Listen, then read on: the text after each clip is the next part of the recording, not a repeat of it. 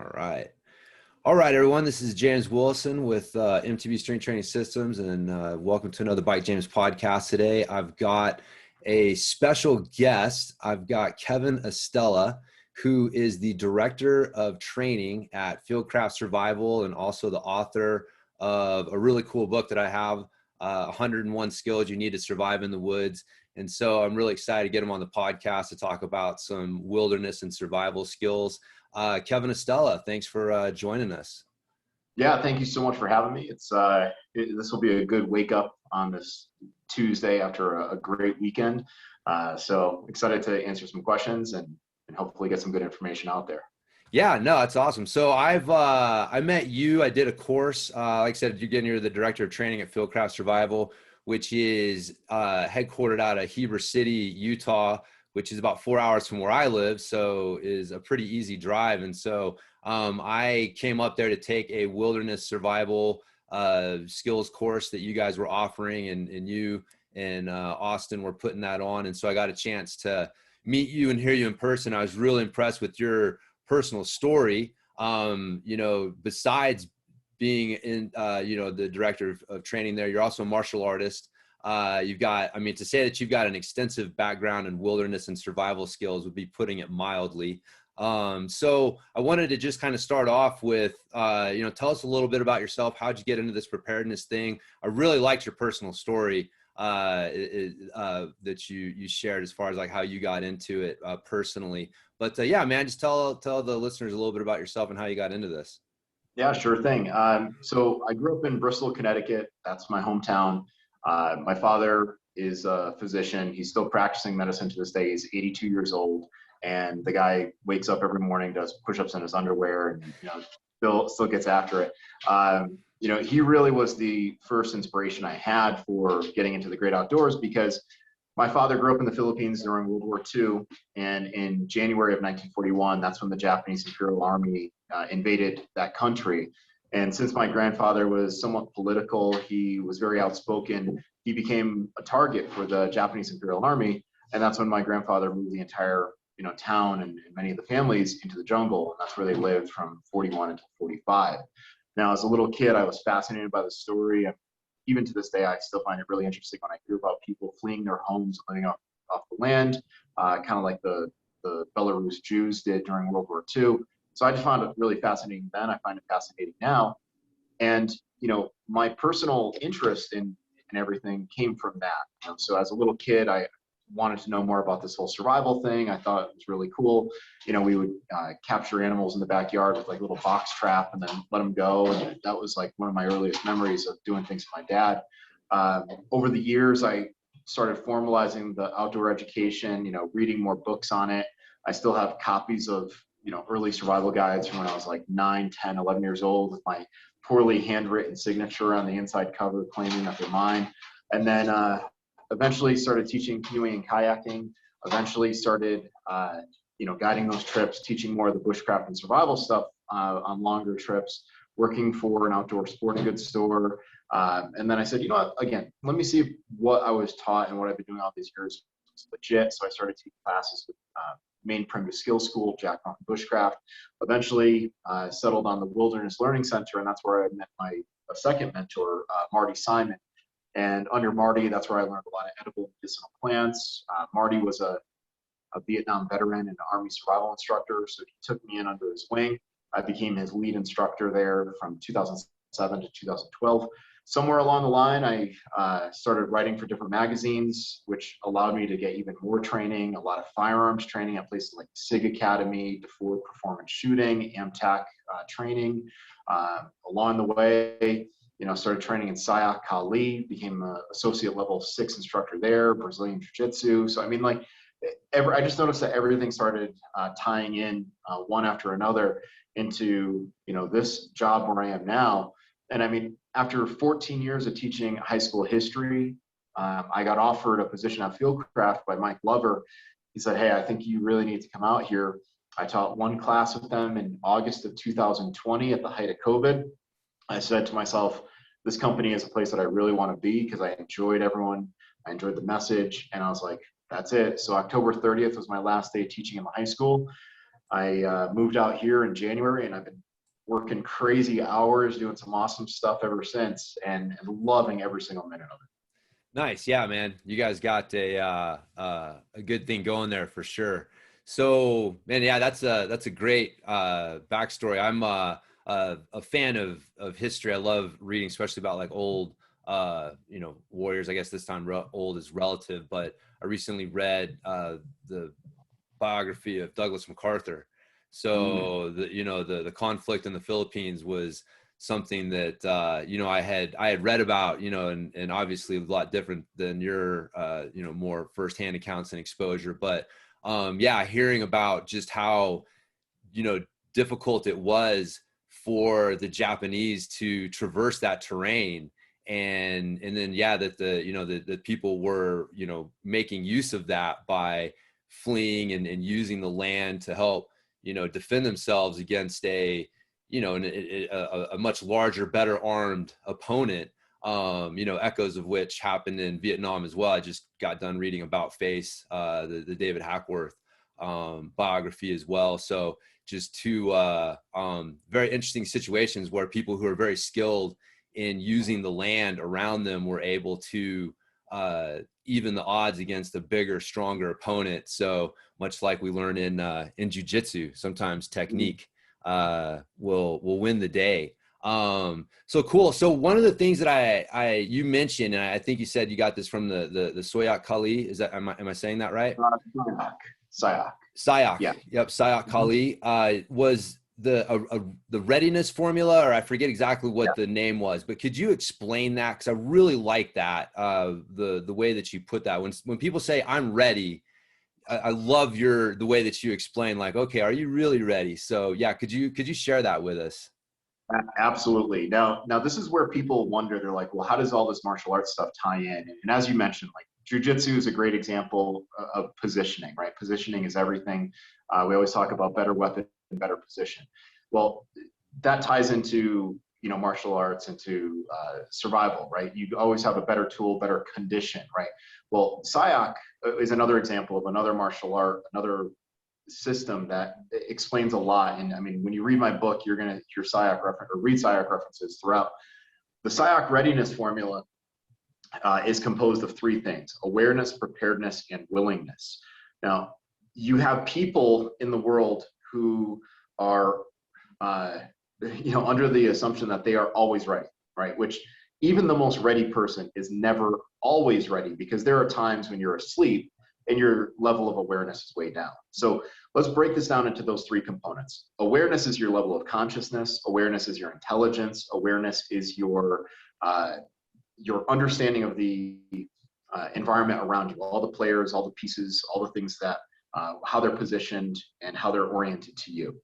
Preparedness is both your hardware and your software, right? The things that you carry in your pockets, on your belt, the things that you have in your rucksack, but then also your skill level of how to use them, right? So a person can easily carry a pistol and say that they are prepared, but a person who is a more capable shot at, say, 50 yards with a miniature red dot is certainly at a much higher level of preparedness with that pistol than a person that can barely keep everything in the black at 3 yards. So now we have awareness, preparedness. Willingness is the one that a lot of people don't talk about. And willingness really comes down to your how accepting you are of, say, lifestyle changes. A lot of people will say, well, I want to carry a gun, but I have to change my outfit. Well, if you're worried about changing your outfit, you're really demonstrating a lack of willingness to live that more ready lifestyle. Now, I always tell people that there are people that are aware and they are willing, but they're not prepared, right? And that one for me, those are like the people that fought on Flight 93. They knew that something bad was happening. They weren't prepared, but they definitely were willing, and they made themselves prepared by getting the beverage carts and wrapping their forearms in towels and whatnot that we have from recordings. There are people out there that are willing and they are prepared but not aware. And those are the folks that decide, hey, I don't care, I'm going to go out with my friends and get blackout drunk. And you could take someone, jiu-jitsu reference, you could take a black belt they get blackout drunk, they might be skilled, but chances are they're definitely not going to be performing at the level that they are if they are completely sober. And then you have folks out there that are very willing, and they are, very prepared and very aware, but they're not willing. And these are the folks who they have all the tools and they're still found as the victim at the end of the day, right? You know, the example I always bring up is the police officer that stood outside of the school shooting. He had a gun belt on, he knew that there was a shooting, and he waited outside. And that's an example of someone who failed in their job and failed as a protector because they had the awareness and preparedness, but they lacked willingness. Now, something that is paramount with all of these is honesty. Now, it's easy to say, you know, and we hear people do this all the time, especially behind the wheel. Oh, I've only had a few drinks, but I could drive home okay. You are not being honest with your level of awareness, right? Or people that say, well, I've got, you know, a pistol on my belt and I could fight off how many people? You've never taken a training class. You've never shot multiple targets. You never transitioned from one to another. Stop lying. And then there are people out there that say, well, you know, if that guy ever did something, I would do this. And then the next thing that happens, the guy demonstrates that he has no lack of willingness, and that person is now taking advantage of them. So in all of the readiness formula, we have to be hyper aware of honesty and truly be honest with our capabilities. Yeah, no, man, that's great. There's so much to unpack there. So really, one of the things that stood out was how, you know, willingness encompasses the lifestyle changes that you might make, because one of the things that I've been trying to do lately is make riders more aware of the need for, you know, things like a tourniquet, right? Like they'll carry something to carry, you know, they recognize that something could puncture a hole in their tire. That same thing could probably puncture a hole in you as well. And so, you know, but you talk about it, but then it's like, oh man, you know, I'm used to carrying as little stuff as possible. And so if I was to carry a tourniquet, I would have to, you know, change how I carry, or maybe carry a little bit bigger if I wanted to maybe carry a little bit more medical gear to be ready. And so people, that's one of the things that they run up against, and that willingness factor is an important part of that again, a lot of people don't think about. You know, if you're not willing to make the changes needed, then you're not really going to be ready when you're called upon. And that's, you know, what you're looking for at the end of the day. So I guess kind of moving from there, from the readiness formula, so we can kind of talk more specifically about, you know, wilderness and survival skills. I guess, you know, just kind of a real softball question, like, why should a mountain biker care about wilderness and survival skills? What are some things that someone who's spending time on a trail out in the wilderness might, you know, need to worry about or could face? Yeah, sure. I think one of the reasons why mountain bikers should care is because things do happen. You know, we talk about possibility versus probability. We talk about, hey, tomorrow aliens could land in the parking lot right outside here, come out, they could pull me away, perform all sorts of tests on me, maybe some that I would like, maybe some that I would definitely hate. But realistically, like, people every single day get into accidents, right? Car accidents happen, mountain bike accidents happen, people get hit by cars, people fall off of trails, and they go out of sight of other riders and walker-bys on the trail. So it's a realistic thing that actually could happen and does happen. And that's why you should, you know, be prepared for it. Now, you know, it's interesting. You mentioned how something could puncture your tire, it could puncture your skin. I mean, you think about how durable your tires are, what they're capable of riding over and not puncturing. And then you think about your skin has the same tensile strength as cardboard. It's really not a lot of pounds per square inch that's needed with a sharp object to puncture skin. And people are always like, oh, but you know, martial arts, right? If I have to thrust something, I have to push really hard. If you have a sharp blade, it's effortless. And I've dispatched animals with blade, and I will tell you that it's with a good blade, it's like skin's not even there. So you can imagine there are things out there that have thorns, that have sharp protruding points. You know, something perfectly strong, if it's compromised, could break and have a sharp metal object. Now it could be a threat to you. So these things do happen, and it's not paranoia. And on top of it, we see these videos, whether it's like I know Black Rifle Coffee Outdoors recently posted a video of a guy getting chased by a bear on a mountain bike. And people are like, oh, you're never going to encounter a bear. And my favorite line, I've been riding for 20 years, or I've been hiking for 30 years. I've never needed to have whatever. Well, just because you haven't needed it doesn't mean you're never going to need it. And yet you try to tell that to someone, and they let this experience that they built up, from the past, be their justification for not being ready for the future. It drives me crazy. Yeah, it's funny, man. And I've spent some time working in bike shops, and my favorite line was when people would come in and be like, man, I left my bike unlocked in front of that store 1,000,000 times and never had a problem. And it became a cliche thing after a while. And I would, tell people about that story when they're buying a new bike. I'm like, do you want to get a lock? And they're like, I don't know. And I'm like, dude, let me tell you, like, you may get away with it 1,000,000 times.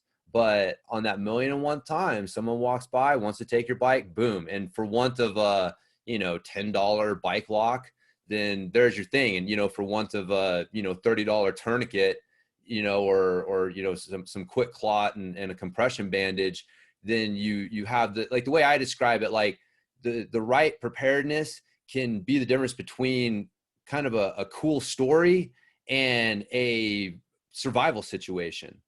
Mm-hmm. And so it's like, well, why put yourself in that situation if you don't have to?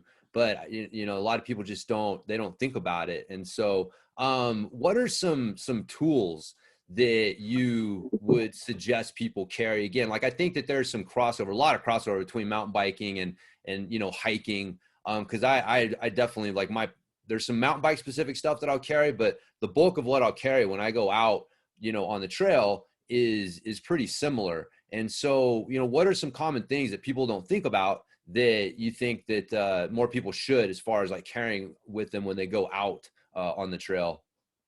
Yeah, I mean, even if I'm going for a day hike, or if I'm just going, like, let's go check out this fishing hole, I feel naked if I don't have a Swiss Army knife and a fire steel in my pocket. I make it a point every day to carry some type of cutting tool and some type of fire device, because at the very minimum, I can fashion additional tools with the knife. I can warm myself at the fire. I can signal for help with the fire. I mean, those two tools are so primal. I find it bizarre when grown men and grown women say that they don't carry something to make fire or a knife on them, because I've seen it in meetings where people are like, does anyone have a knife to open this package? And you look around and there are all these, some would say, able-bodied people standing around, and everyone's like, I don't have one. You have one? You have one? And it's like, you failed as a human being, right? Like, you can't even provide for yourself. So I would say a Swiss Army knife, a Bic lighter. You're probably better prepared than most people walking on the road right now or riding on trails. An emergency blanket has a lot of great value, right? You can collect water with it. You can signal for help with it. You can reflect your body heat with it. That's super, super lightweight, $5, right? Your metal water bottles, I'm sorry, your plastic water bottles that fit in a lot of those water bottle cages. There are cups, if you look for them, that are titanium. They're usually made by the Tokes company, that will fit inside the cage and still allow you to use your plastic water bottle. So you have a means of collecting water and boiling it if need be, and it's titanium. People can't argue that it's weighing them down when it weighs grams. Right. I mean, there's so many other items. I think a fully charged cell phone makes sense, because a lot of these places, the cell phone service has gotten so great that it can't hurt you. And I know some people are like, well, I don't want to carry a phone because it's a leash to the world. Well, it is a leash. It's also a lifeline. So it's all about perspective change. I mean, the best thing you can do is you can gift people certain items and say, look, just carry this. Humor me, carry this for 6 months or 6 weeks or even a week. Tell me how many times you actually used it. A squeeze flashlight. You will use a flashlight more than your Swiss Army knife, more than the gun on your belt. I use my flashlight almost daily looking for things. And you can give that to people and they'll say, oh my God, I never want to leave home without it ever again. And then afterwards, it really comes down again to that readiness formula. People will recognize, wow, it feels really good. It makes me feel like I'm capable to have certain things on me.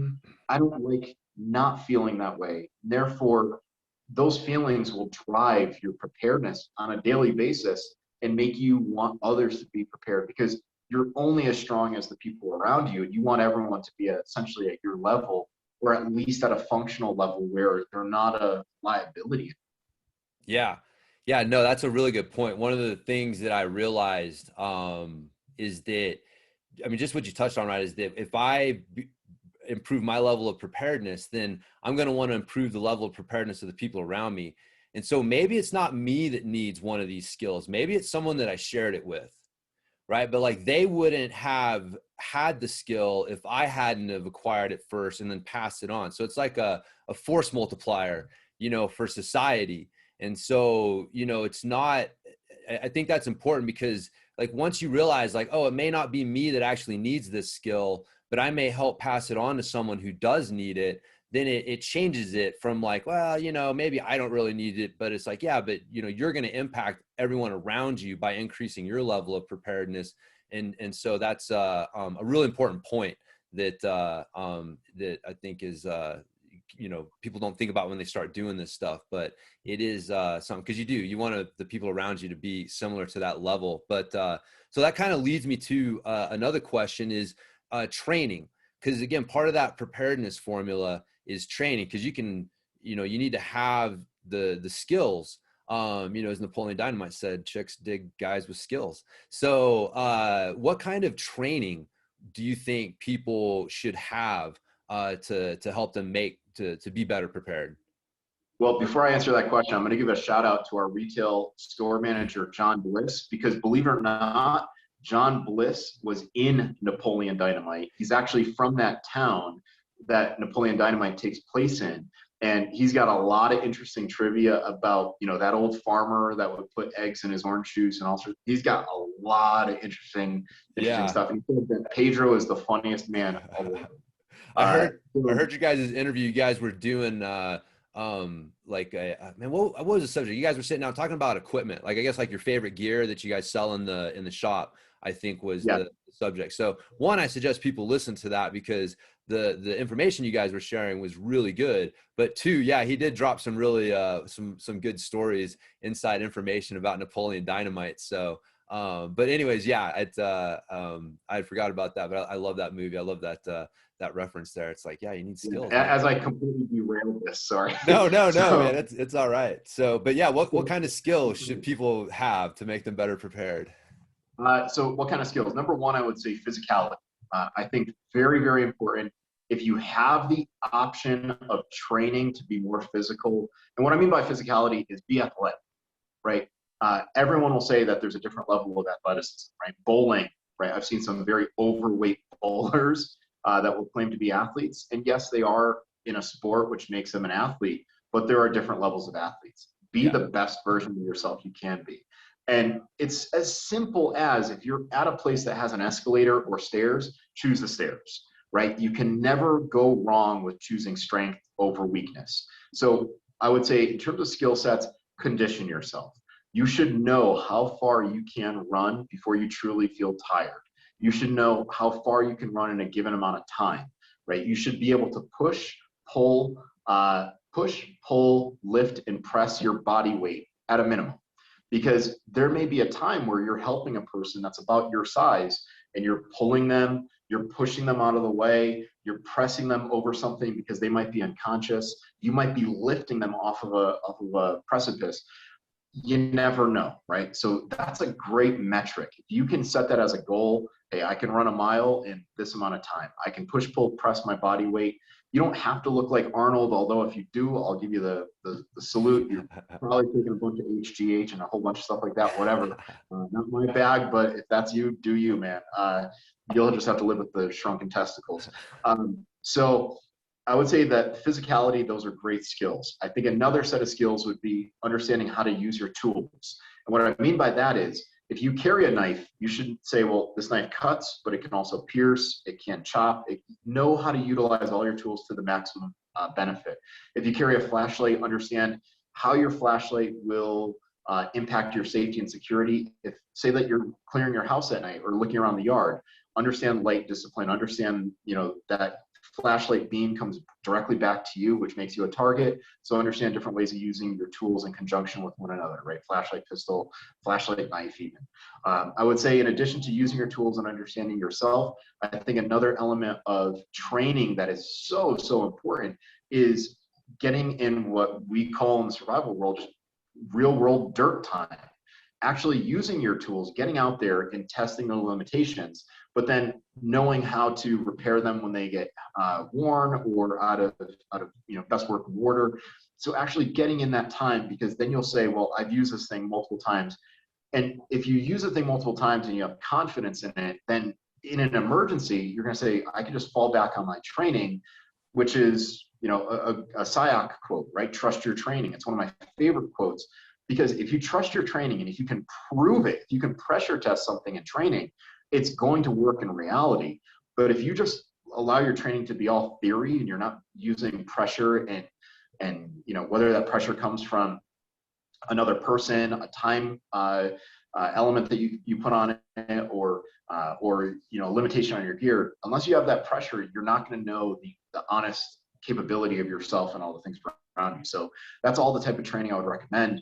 And then obviously one thing that takes it the next step further is train with a group, because there is no one person that's going to survive on their own, right? The whole idea of a person, doing things solo, being a hermit forever, we're not meant to be solo creatures. Little babies at a young age, when they know that they're being looked at, when they're getting attention, they light up. It's been proven, right? Even like for the guys that go to the gym, it's been proven. If you know someone's watching, you're going to push harder, right? Like I remember back in the day, like being a teenage, pubescent boy, thinking like, oh my God, when I was in high school, like if the girls were watching me bench, I was going to push harder because I didn't want that person to grab the bar when I was getting spotted, right? So we're very, very social creatures. You have to add in the element of working with others in your training. And then you'll realize, wow, this is a force multiplier. Like we can build even a better shelter. We can get a better fire going. We can get better food on the table. I mean, you got to incorporate a group dynamic into your training at some point. Yeah, one of my favorite descriptions of humans, listening to you describe that, is in the book *Sapiens*, and I'm going to butcher the way that he quote, or I'm not going to quote it, but basically he said, if you drop a single human in the wild, you've just given somebody dinner. If you drop 50 humans in the wild, you've just introduced a new apex predator. And yeah. I mean, that is like, we're so much stronger as a group. And so, the solo thing can only work for so long, on so many levels. But I've always liked that explanation of us, because individually we're soft, weak ass things, man. But you let us get in a group and start working together, and look out, we can accomplish some things. So cool, man. So I guess kind of my last question, or thing to throw out there to get your thoughts on. I'm sure you've probably heard more than you probably want to, stories of situations that turned out worse than they needed to be. And so I was just curious myself, like, is there kind of a common theme or element or skill or something that you see missing in the majority of these things that, just the average person would just do this? They really we could cut down dramatically on the number of these stories, or I don't know, what's your thoughts on that? It's usually some type of multiplier. Right now, if you read the book Deep Survival by Lawrence Gonzalez, it's on my top 10 books of all time. I recommend it to everyone. And here's an author telling you to read another author's book. Like, this guy is an inspiration. He always talks about the multiplier effect. And the multiplier effect can be as minor as water, right? Like, cold is not bad. Wet is not bad. But you combine those two, cold and wet, now you're into some trouble. You add in the multiplier of wind, and now it's a survival scenario: cold, wet, and windy, right? Horrible. Now that multiplier can be different, and I would say that the number one reason why a lot of these things happen is because people don't recognize the multiplier when it's happening, right? You are driving somewhere and your gas tank is super, super low, right? Like the light is on, and you make the decision. You're like, I could definitely make it to the next gas station. Well, you're driving through the desert. Now that temperature is a multiplier, right? Because you could be fine living in that car if you were fully hydrated, but that temperature is going to slowly start making that car into an oven. The multiplier, another example, gear failure, right? You get a flat tire somewhere. Okay, let's bring it back to the mountain bike crowd. You get a flat tire somewhere, and the decision for you to leave behind the backpack that has, or not backpack, but like under seat storage, or your handlebar bag, the decision to leave that behind so you can carry something else, that's the multiplier, right? Because now you're going to be pushing your bike, you can't get home in time, and now you're out in the dark. People don't realize these multipliers when they're happening, and we don't think ahead because many times it's just we're caught in our own self, right? We're caught. I call it the suck of self, right? Me, me, me, me, me. Well, what about the things happening around you? If you're not aware of this multiplier effect, right, it can lead to devastating second and third term, orders of effect. Now think about this one. A person gets into that mountain bike injury, right? Now they forget their tourniquet, they bleed out. Well, now you're out of the equation. But the second order effects, now your kid doesn't have a father or mother. Third order effects, now your kid who doesn't have a father or mother is traumatized that their father or mother would be so careless, and maybe that leads them to something else down the line. Third order effect, right? Or that kid doesn't have a father or mother, and now the new person that their spouse brings in is horrible to their kid, right? It really comes back to willingness. It comes back to that concept of readiness. Are you willing to let that happen? If you're willing to let that happen, you're willing to become a volunteer. You're volunteering yourself to become a victim. And that's another expression that we use all the time is there's no victims, only volunteers. If you know that something could happen and you let it happen, don't ever give yourself the justification of calling yourself a victim, right? And if you do use the term victim and you want to stop using that to embrace strength, call yourself a survivor, right? By saying you're a victim, it gives power to the thing or the person that victimized you. But if you're a survivor of what? Doesn't matter, right? Because that person or thing doesn't need to be even mentioned anymore, So I just think if people are aware of those multipliers and how one little, here's another bike reference, one little, link in this chain can set your life in a different trajectory, I think they would take the steps to make sure that those multipliers aren't as much of a factor. Wow. Yeah. That's a really good, way to look at it. I never thought about that, but yeah, you're totally right. I mean, wet by itself, no problem. Cold by itself, not as big a problem, but yeah, you put the two together and, now you got more of a problem. So, but yeah, that multiplier effect is a really important thing on a bunch of different levels. So, man, yeah, that's awesome. I really appreciate your insights into this. I think that, one of the things that I've really noticed in trying to talk to more people about this stuff is that sometimes like the question, like, cause they'll say like, why do I need a knife? But I like the way that you put it, because at first I didn't fully appreciate how you don't say carry a knife. What you say is carry something, you're going to need to cut something. So carry something to cut something. At first I was like, just say carry a knife, but now I appreciate, because it's a subtle but important way of looking at it. It's not, do you need a knife? It's, well, will you need to cut something? Okay. The odds are, yeah. It's not, carrying a safety whistle. It's, will you need to maybe signal for help? Be out of sight and have to signal for help for an extended period of time. And so, but understand that the way that you look at the problem that you're trying to solve, changes how you look at it, right? I think more people would be more willing to make these changes if they looked at the problem differently, rather than looking at it like, oh, why do I need this tool? It's like, well, what does this tool do? And then, well, might you need to do one of these things? And if the answer is yes, well, then you need to carry that tool.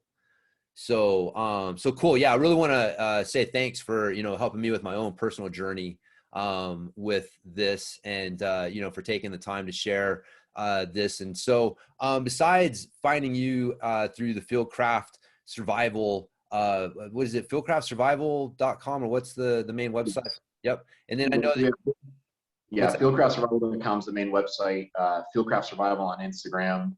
My Instagram is Estela Wild Ed, which is just short for Estela Wilderness Education. I mean, people can easily just Google my last name and author, and they'll find a bunch of articles I've written in magazines. Feel free to print those out, hold on to them, reach out to me if you have any questions about them. My goal is to put out a lot of information, even if it bothers other survival schools, and I'm putting out information that, you know, people are paying for in other courses. The way I look at it is you're going to get a different understanding if you do something in person than if you read about it. And I want people to be as aware as possible. And then hopefully that takes them one step closer to a better state of readiness. So yeah, I'm more than happy to answer questions. Awesome. Yeah, no, I appreciate that. Yeah, I'll include your info when you know, with the podcast notes and stuff. And so awesome, man. Well, I appreciate it. And yeah, I guess we'll go ahead and wrap this up for the podcast. And so again, everybody can check me out at bikejames.com, and I will talk to everybody next time. Oh, wait a minute. Hold on. How do we stop the recording?